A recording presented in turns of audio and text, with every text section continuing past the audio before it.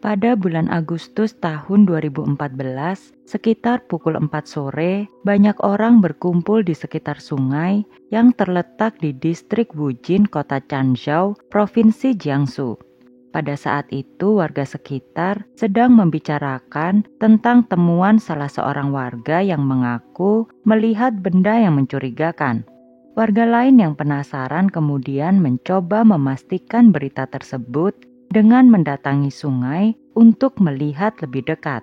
Ketika mereka berhasil melihat lebih dekat, sontak suasana di sungai tersebut langsung berubah. Beberapa warga berteriak sambil mengatakan bahwa benda yang mereka lihat itu adalah tubuh manusia tanpa kepala. Salah seorang warga lain yang juga melihat kemudian meminta warga sekitar untuk segera menelpon polisi. Polisi yang kini tengah berada di sungai tempat ditemukannya jenazah segera melakukan tindakan dengan menarik jenazah tersebut agar tidak terbawa arus sungai. Ketika mereka berhasil menarik jenazah itu ke daratan, tim forensik pun kini mengambil alih dan kemudian memeriksa jenazah tersebut. Menurut laporan tim forensik, jenazah berjenis kelamin wanita yang berusia antara 20 sampai 30 tahun. Selanjutnya dalam pemeriksaan intensif, pihak forensik menyebutkan bahwa korban kemungkinan meninggal antara 2 minggu yang lalu.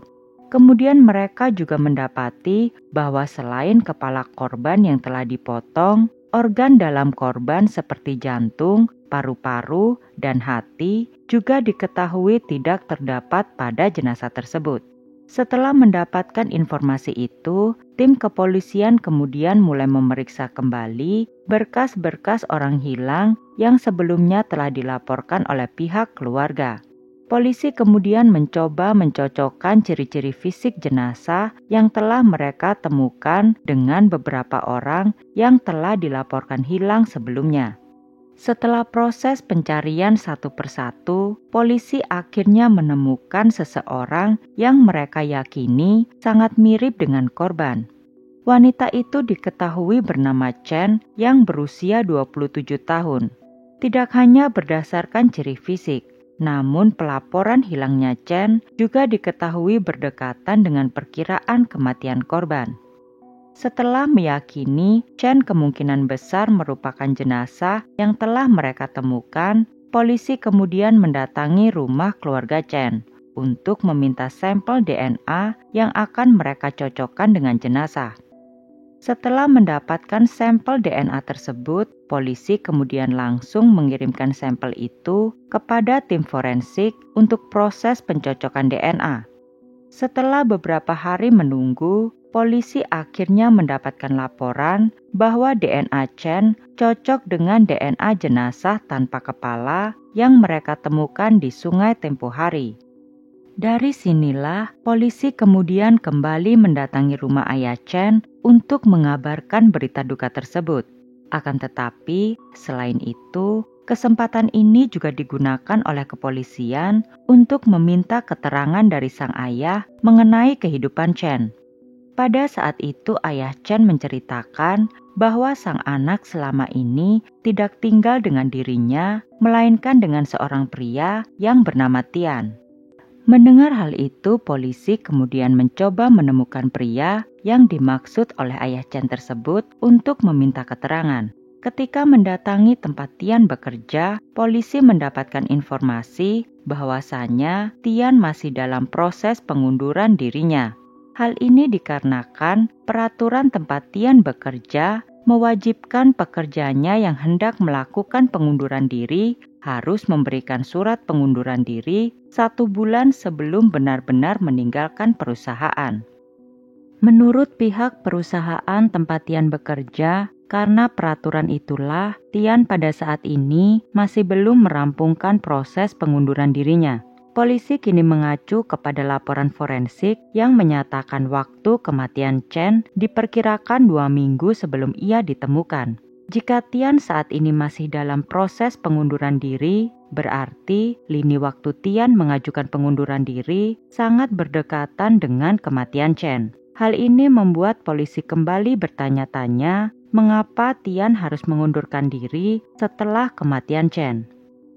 Pada titik ini, polisi mulai mencurigai bahwa Tian erat kaitannya dengan pembunuhan Chen. Namun hal itu masih dalam asumsi polisi belaka, karena polisi masih belum menemukan bukti yang konkret. Setelah mendapatkan informasi tersebut, kini polisi harus dapat segera menemukan Tian. Posisi Tian yang masih menjadi pegawai di tempatnya bekerja cukup menguntungkan polisi, karena dari situlah polisi dapat melacak keberadaan Tian. Pada hari itu juga, polisi menyambangi kediaman Tian. Kedatangan polisi di kediamannya tentu saja membuat Tian panik. Pada waktu itu, polisi juga melihat Tian yang nampaknya sedang mengemasi barang-barangnya. Ketika polisi menanyakan apa yang hendak ia lakukan, Tian menjawab bahwa ia ingin mengejar pelaku yang telah membunuh Chen. Dalam titik ini, kecurigaan polisi terhadap Tian masih berupa asumsi, karena mereka tidak memiliki bukti yang kuat bahwa Tian memang pelakunya. Bahkan ketika polisi bertanya apa ia ada kaitannya dengan pembunuhan Chen, Tian dengan tegas membantah dan mengatakan bahwa ia tidak tahu menahu. Ia mengatakan semenjak ia tahu Chen dilaporkan menghilang, ia berusaha mencari Chen, namun ia tidak berhasil menemukannya. Karena tidak ada bukti yang bisa menjerat Tian, polisi kini memberikan sebuah umpan kepada Tian, yakni mereka meminta Tian untuk tidak meninggalkan Changzhou karena ia masih dicurigai memiliki keterlibatan atas pembunuhan Chen. Oleh karena itulah, ia harus tetap berada di kota Changzhou agar polisi dapat meminta keterangannya jika dibutuhkan. Meskipun dengan berat hati, Tian mengiyakan permintaan polisi tersebut. Akan tetapi, setelah polisi pergi dari kediamannya, Tian ternyata masih tidak bergeming. Ia tetap mengemasi barang-barangnya dan kemudian pergi dari rumahnya. Namun hal yang tidak Tian sadari adalah polisi diam-diam mengikutinya. Hal ini karena polisi memang sedari awal memiliki kecurigaan yang cukup besar terhadap Tian. Dalam titik ini, Tian masih tidak menyadari bahwa gerak-geriknya diawasi oleh pihak kepolisian. Ia pun dengan santai melakukan perjalanan ke kota Hangzhou. Sesampainya di kota Hangzhou, Tian begitu terkejut karena polisi ternyata sudah menunggu dirinya. Karena Tian yang sudah melanggar peringatan dari pihak kepolisian, ia pun akhirnya digiring ke kantor polisi untuk dimintai keterangan.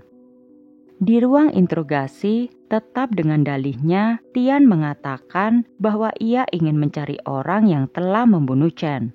Namun polisi tidak termakan oleh kebohongan Tian itu.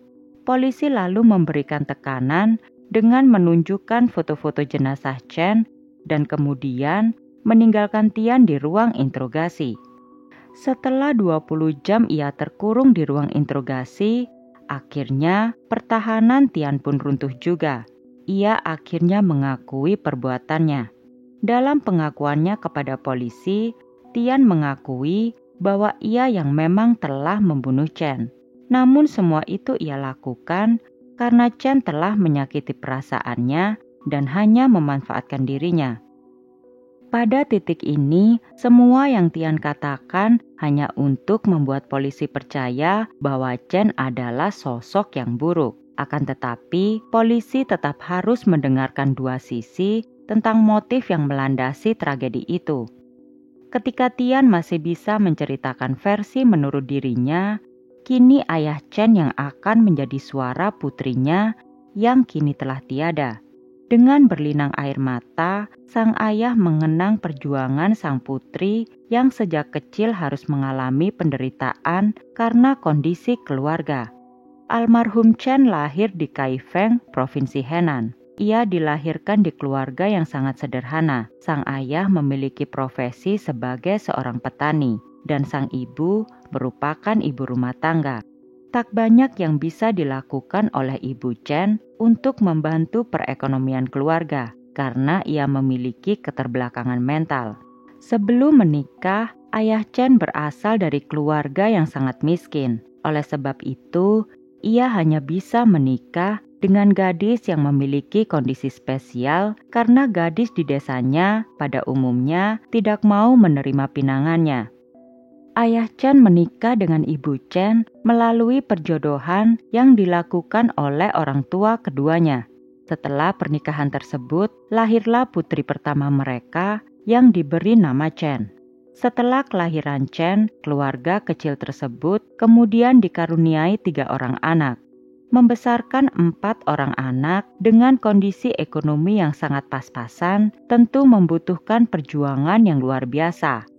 Apalagi dengan kondisi spesial ketiga anak yang memiliki keterbelakangan mental semakin membuat ayah Chen harus bekerja tanpa mengenal waktu. Selain bertani, sang ayah kini diketahui melakukan pekerjaan serabutan apa saja yang dapat ia kerjakan.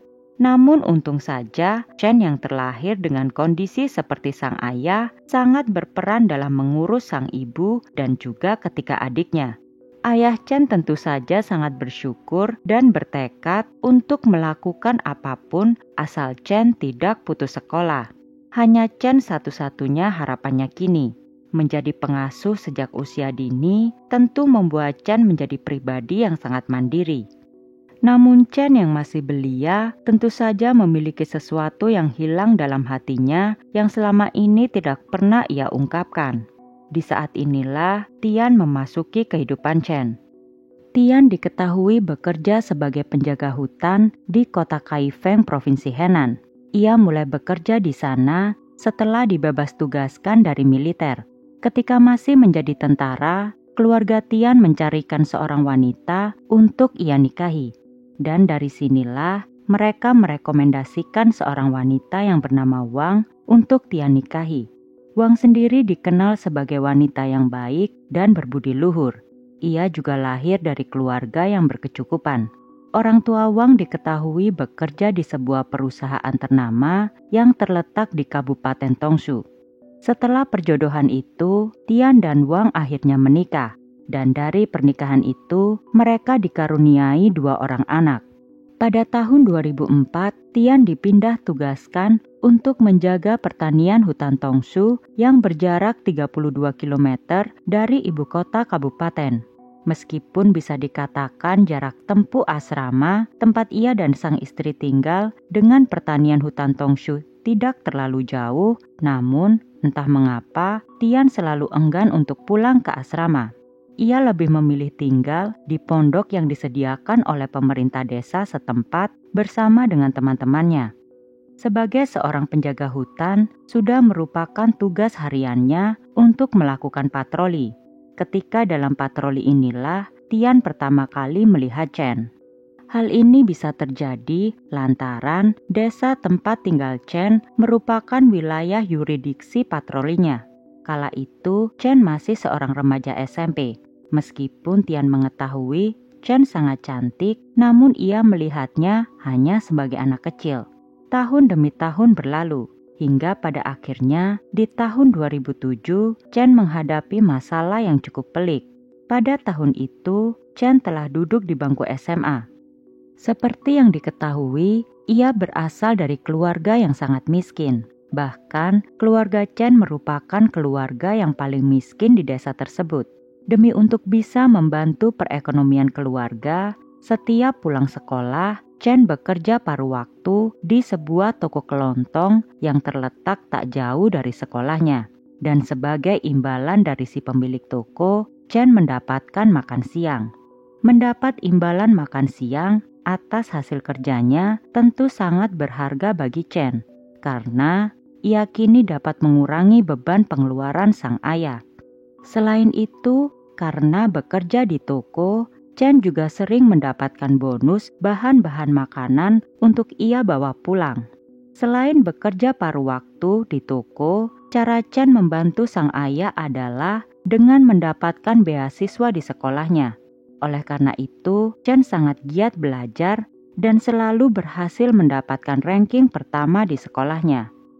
Karena nilai Chen yang selalu memuaskan itulah, ia mendapat beasiswa baik dari pihak sekolah maupun dari para donatur. Akan tetapi, pada waktu itu, Guru Chen mengajaknya berbicara empat mata. Dalam pembicaraannya itu, sang guru mengatakan bahwa dikarenakan donasi dari para donatur mengalami kendala, pihak sekolah kini tidak bisa membantu untuk membayar uang sekolah Chen yang sudah menunggak selama 3 bulan. Karena tunggakan itulah, sang guru khawatir Chen tidak dapat mengikuti ujian kelulusan dan ujian masuk perguruan tinggi. Mendengar sang guru memberikan peringatan seperti itu kepada dirinya, tentu membuat Chen merasa sangat cemas. Di satu sisi, ia tahu betul bahwa sang ayah tidak akan mampu membayar uang sekolahnya. Namun di sisi lain, ia tak ingin putus sekolah karena ia berharap kelak dapat membantu keluarganya. Ketika Chen terombang-ambing dalam kecemasannya, secara tidak sengaja Tian melihat sosok yang begitu bersinar lewat di depan matanya. Tian begitu terpesona melihat Chen yang kini telah tumbuh menjadi remaja yang sangat cantik. Ketika itulah Tian dengan penuh keyakinan kemudian tergerak untuk mendekati Chen meskipun ia tahu usia di antara mereka terpaut cukup jauh. Tinggal di sebuah desa tentu saja memiliki sisi positif dan negatifnya. Salah satu sisi negatif yang didapat oleh Chen adalah urusan keluarganya yang diketahui banyak tetangga. Tian yang sudah cukup dekat dengan warga desa tentu saja mengetahui permasalahan yang sedang Chen alami. Oleh karena itulah, ia kemudian mendatangi rumah Chen untuk berbicara secara langsung kepada Chen. Ketika berhasil berbicara empat mata dengan Chen, Tian mengatakan bahwa ia akan membiayai tunggakan sekolah yang belum ia bayar. Tak lama setelah berkata demikian, Tian mengeluarkan uang 500 yuan atau sekitar 1.124 juta rupiah dan memberikannya kepada Chen. Melihat uang sebanyak itu di depan matanya, sontak Chen langsung menangis sambil mengatakan, "Terima kasih, Paman." Mendengar kata-kata Chen, Tian kemudian menjawab, "Chen, aku akan selalu membantumu. Aku juga akan membantu biaya kuliahmu kelak." Chen yang sangat polos, hatinya begitu berbunga ketika mendengar kata-kata seperti itu. Ia tidak pernah mengira akan ada seseorang yang membantu dirinya. Karena selama ini ia tidak pernah merasakan dibantu oleh orang lain secara langsung. Sebelum Tian berpamitan pulang, ia sempat meminta kepada Chen untuk menemuinya keesokan harinya sepulang sekolah. Dengan alasan ia ingin mengajak Chen untuk jalan-jalan. Chen yang sangat naif tidak tahu apa tujuan Tian di balik ajakannya itu. Dengan kepolosannya, Chen pun menyanggupi permintaan seseorang yang ia anggap sebagai paman itu. Keesokan harinya, keduanya pun bertemu. Sesuai seperti janjinya, Tian mengajak Chen untuk berjalan-jalan di kota. Chen yang tidak pernah melihat kota tentu saja merasa sangat gembira. Apalagi setiap ia bertemu dengan Tian, ia selalu mendapatkan uang saku dari Tian. Semenjak saat itu, hubungan keduanya semakin dekat. Kini tiap akhir pekan, Tian selalu mengajak Chen untuk bertemu dan merasakan hingar-bingar perkotaan. Nampaknya Tian kini sudah dimabuk cinta pada gadis yang masih belia itu dan melupakan anak dan istrinya yang masih menunggu dirinya pulang. Ketika Tian merasakan cinta yang menggebu-gebu, perasaan cinta pun juga dirasakan oleh Chen. Namun perbedaannya, Chen melihat Tian layaknya seorang ayah angkat yang dengan tulus membantu dirinya. Namun meskipun demikian, pada akhirnya hubungan ambigu antara Tian dan Chen itu terus berlangsung hingga Chen telah menyelesaikan SMA-nya. Pada saat ini, ia harus mengikuti ujian masuk universitas yang dilaksanakan di kota. Oleh karena itu, Tian kemudian mengajak Chen untuk menginap di asrama tempat istri dan anak-anaknya tinggal. Sang istri yang melihat Chen masih anak di bawah umur, tentu saja tidak terlalu mencurigai Tian yang membawa gadis desa itu untuk tinggal di rumahnya sementara sampai ujian masuk universitasnya selesai diselenggarakan. Wang yang memang begitu percaya terhadap Tian merawat Chen dengan baik. Ia bahkan menyiapkan kamar tidur untuk Chen agar Chen dapat fokus belajar. Setelah beberapa hari Chen menginap di rumah Tian dan Wang, ia pun berpamitan untuk kembali ke desanya. Akan tetapi, waktu itu Tian menawarkan diri untuk mengantarkan Chen kembali ke desa. Wang yang masih tidak menaruh curiga, tentu saja mendukung niat baik suaminya itu. Di tengah perjalanan, Tian mengatakan kepada Chen bahwa ia tidak akan langsung membawanya kembali ke desa, namun ia akan mengajaknya ke tempat yang istimewa. Pada saat itu, Chen yang merasa mengenal Tian dengan baik, tentu saja tidak menaruh curiga sedikitpun. Hingga pada akhirnya, Tian membawa Chen ke sebuah hotel. Pada saat itu, Tian sengaja memesan satu kamar untuk mereka berdua. Sesampainya di kamar, tanpa banyak berkata-kata, Tian kemudian mendekati Chen. Ketika itu, tidak ada yang bisa tahu bagaimana perasaan Chen ketika akhirnya Tian menciumnya dan kemudian mengambil kesuciannya. Setelah Tian berhasil merenggut semua yang dimiliki oleh Chen, ia masih merasa belum puas. Ia kemudian mengajak Chen untuk tinggal di pondok tempatnya beristirahat dan memaksa Chen untuk menemaninya di pondok itu selama 2 hari. Setelah hasratnya kepada Chen telah ia luapkan, Tian kemudian mengantarkan Chen pulang ke rumah orang tuanya. Namun sebelum pergi, Tian meminta kepada Chen untuk tidak lagi memanggilnya paman. Meskipun nampaknya hubungan antara Tian dan Chen murni karena faktor manipulasi yang kuat dari sisi Tian, namun pada kenyataannya banyak yang mempercayai bahwa Chen melakukan hubungan dengan Tian secara sukarela. Hal ini terbukti dari hubungan percintaan antar keduanya yang tetap terjalin mesra meskipun kini Chen telah menjadi seorang mahasiswi.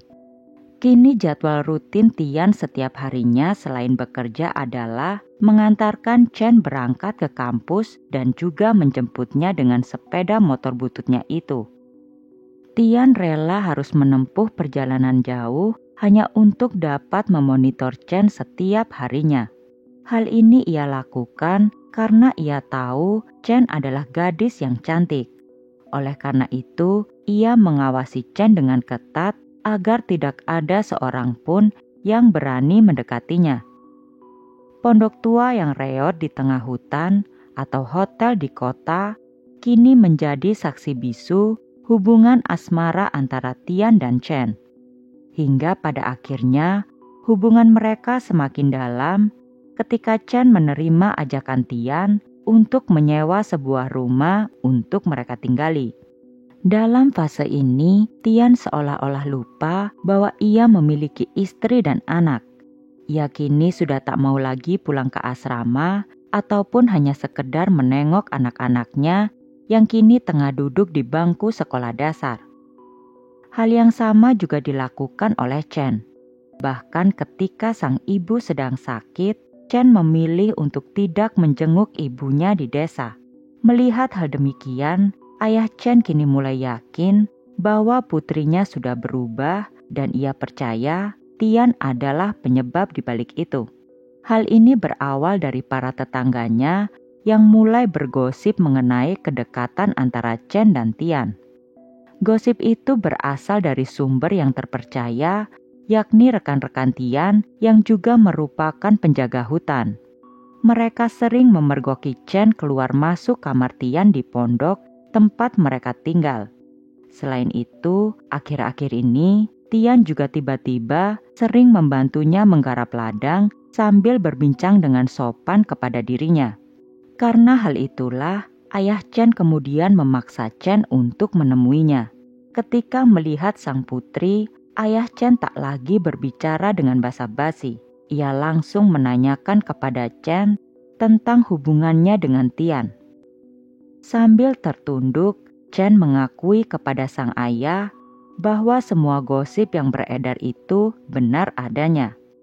Pengakuan Chen ini tentu bagai petir di siang bolong. Sang ayah yang mendengar hal itu langsung mengatakan dengan tegas bahwa ia sangat tidak menyetujui hubungannya dengan Tian. Ayah Chen kembali mengingatkan sang putri bahwa Tian telah memiliki istri dan anak.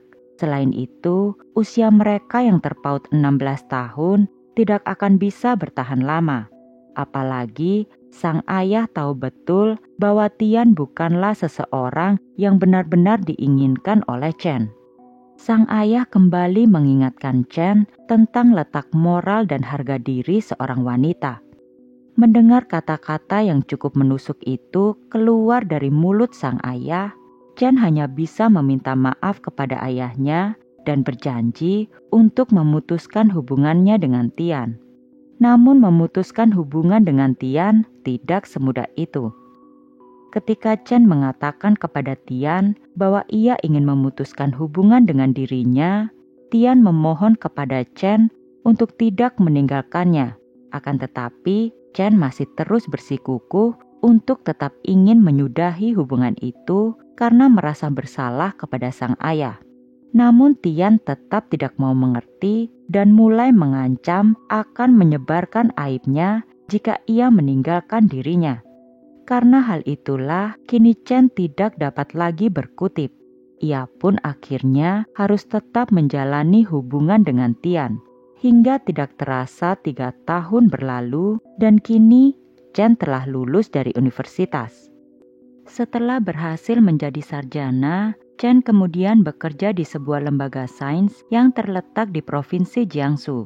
Di lembaga sains tersebut, Chen menjabat sebagai QC dengan gaji yang cukup tinggi. Mengetahui hal itu, Tian kini semakin menggebu-gebu mempertahankan hubungannya dengan Chen. Ia kini seolah tak percaya bahwa gadis miskin yang dulu ia bantu kini memiliki penghasilan yang jauh lebih tinggi daripada dirinya. Pada saat ini, Tian begitu menikmati semua yang ia dapatkan dari Chen. Namun semenjak Chen beranjak dewasa, perasaan yang dulu sempat ia rasakan kepada Tian perlahan-lahan kini mulai sirna. Ia mulai mempercayai penilaian sang ayah tentang Tian yang dulu sempat ia ragukan. Oleh karena itu, Chen bertekad untuk kembali menata hidupnya tanpa Tian. Tian di satu sisi yang mulai merasakan perasaan Chen yang mulai pudar kepada dirinya, merasa bahwa ia harus lebih memantau gerak-gerik Chen. Chen di satu sisi yang masih merencanakan untuk meninggalkan Tian mulai merasa muak. Karena itulah, keduanya pun kini mulai sering bertengkar hebat. Tian yang merasa ketakutan Chen akan meninggalkannya, kemudian melakukan segala upaya untuk membuat Chen tetap berada di bawah kendalinya. Ia mulai berusaha untuk menikahi Chen. Namun sebelumnya, ia harus menceraikan istrinya. Tanpa mengabarkan apapun kepada sang istri, Tian tiba-tiba mengajukan gugatan cerainya ke pengadilan. 2 kali upaya perceraian Tian lakukan, namun nampaknya proses perceraiannya itu berjalan alot karena ia dan istrinya tidak bisa menemukan titik kesepakatan untuk urusan pembagian harta.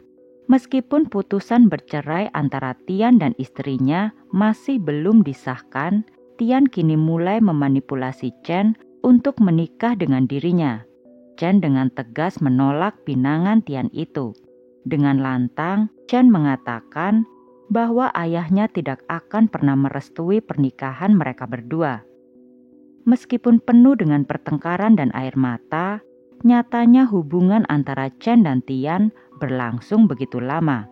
Berawal dari tahun 2007 hingga kini memasuki musim semi di tahun 2013.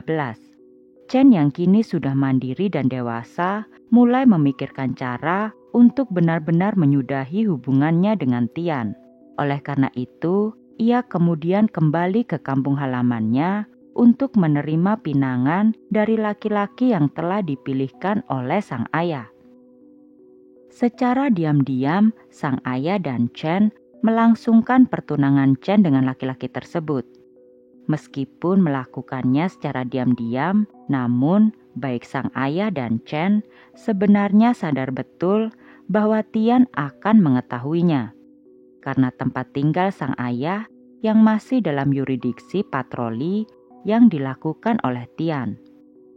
Namun mereka berpikir jika kini Chen memiliki lelaki yang melindunginya, maka kemungkinan besar hal itu akan menciutkan nyali Tian. Apalagi laki-laki yang dijodohkan dengan Chen ini berasal dari keluarga yang cukup kaya. Kini apa yang dicemaskan oleh Chen dan ayahnya terjadi juga. Tian akhirnya mengetahui pertunangan Chen. Tian begitu marah dan ia kemudian menghubungi tunangan Chen untuk mengatakan semua yang telah ia lakukan bersama Chen. Dalam pembicaraan tersebut, Tian mengarahkan narasi untuk membuat tunangan Chen percaya bahwa Chen adalah wanita yang buruk karena selama ini telah bersedia menjadi simpanannya. Setelah pembicaraan itu terjadi, tunangan Chen kemudian membatalkan pernikahannya dengan Chen. Chen kini nampaknya mulai patah arang. Ia merasa tidak akan ada laki-laki yang mau menerimanya dengan masa lalu seperti itu. Pada tahun 2014, Chen diketahui hamil anak dari hubungannya dengan Tian. Karena ia tidak mau anak ini menjadi senjata Tian untuk mengikatnya, maka ia kemudian melakukan aborsi. Selain itu, keluarganya kini juga tengah mengatur pertunangannya dengan seorang laki-laki yang bernama Zhao. Dalam benak Chen, ia sangat berharap pertunangannya kali ini berhasil karena ia tidak mau lagi menanggung malu. Zhao sendiri memiliki usia yang sama dengan Chen. Ia juga laki-laki yang hidup mandiri dan memiliki pekerjaan tetap. Meskipun bukan orang yang kaya raya, namun Zhao adalah laki-laki yang berpendidikan. Setelah pertunangan tersebut, Zhao dan Chen kini mulai akrab. Meskipun tinggal di kota yang berbeda, mereka nyatanya tetap bisa menjalin komunikasi dengan baik. Di mata Chen, Zhao adalah laki-laki idamannya. Ia merupakan seseorang yang tidak banyak menggunakan trik untuk memanipulasi dirinya. Ia juga orang yang pintar sehingga Chen bisa banyak bertukar pikiran dengannya. Hubungan ini tentu saja sangat berbeda dengan hubungannya dan Tian yang penuh dengan tipu muslihat. Tian yang mengetahui Chen kembali memiliki laki-laki lain tentu saja tidak tinggal diam. Dengan cara lamanya, ia mengatakan kepada Zhao semua aib yang dimiliki oleh Chen. Namun Zhao tidak bergeming. Rasa cintanya begitu tulus kepada Chen membuat dirinya tidak memperdulikan apa saja yang pernah dilakukan oleh Chen. Merasa trik lamanya tidak berjalan dengan mulus, Tian kini mulai merasa sangat marah. Ia melampiaskannya dengan mengancam Chen akan membunuh seluruh keluarganya jika ia tidak mau bertemu dengan dirinya. Chen kini dalam posisi yang serba salah. Ia tahu betul Tian orang seperti apa. Oleh karena itu, ancaman Tian tersebut membuatnya akhirnya patuh dan mau menemui Tian. Pada tanggal 10 Agustus, Tian dan Chen bertemu. Pada saat itu, keduanya bertemu di sebuah pondok yang terletak di tengah hutan. Dalam pertemuan itu, Chen memohon kepada Tian untuk membiarkan dirinya pergi, sehingga mereka dapat berpisah secara baik-baik. Namun entah mengapa, pada hari itu, tiba-tiba Tian mengatakan bahwa ia akan melepaskan Chen. Namun Tian meminta Chen untuk tinggal 1 malam bersama dirinya di pondok. Chen pun menyetujui hal itu. Setelah berterima kasih, Chen kembali meyakinkan Tian bahwa ia berharap Tian benar-benar memegang ucapannya, karena besok Zhao akan datang menemuinya. Kembali dengan nada yang santai, Tian pun mengiyakan permintaan Chen itu. Namun yang tidak Chen sadari, Tian menemuinya dengan sebuah rencana. Pada malam itu, Tian merencanakan untuk membunuh Chen dan setelah itu ia akan mengambil nyawanya sendiri. Tian bahkan telah membawa sebuah palu dan pisau yang ia simpan di dalam tasnya. Pada malam itu juga, setelah mengetahui Chen telah tertidur, Tian mengeluarkan semua senjatanya dan kemudian membunuh Chen di dalam tidurnya. Setelah berhasil membunuh Chen, ia mencoba untuk mengambil nyawanya sendiri. Namun, ia mengurungkannya.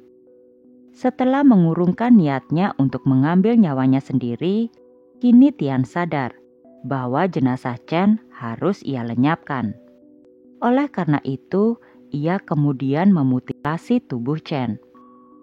Ketika sedang memutilasi tubuh Chen, Tian masih sempat membagi organ tubuh Chen menjadi beberapa bagian. Jantung, hati, paru-paru, dan organ dalam lainnya dibakar oleh Chen dan abunya ia simpan. Setelah itu ia memenggal kepala Chen dan membuangnya ke hutan. Kemudian yang terakhir, yakni tubuh Chen, ia buang di sungai dengan mengikatkan pemberat agar tubuh Chen dapat hanyut ke dalam sungai.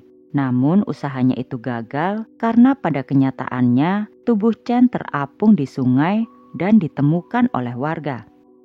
Setelah mendapatkan pengakuan menyeluruh dari Tian, proses peradilan pun dilaksanakan. Pada tanggal 27 April 2015, Pengadilan Rakyat Menengah Changzhou menjatuhkan hukuman mati kepada Tian.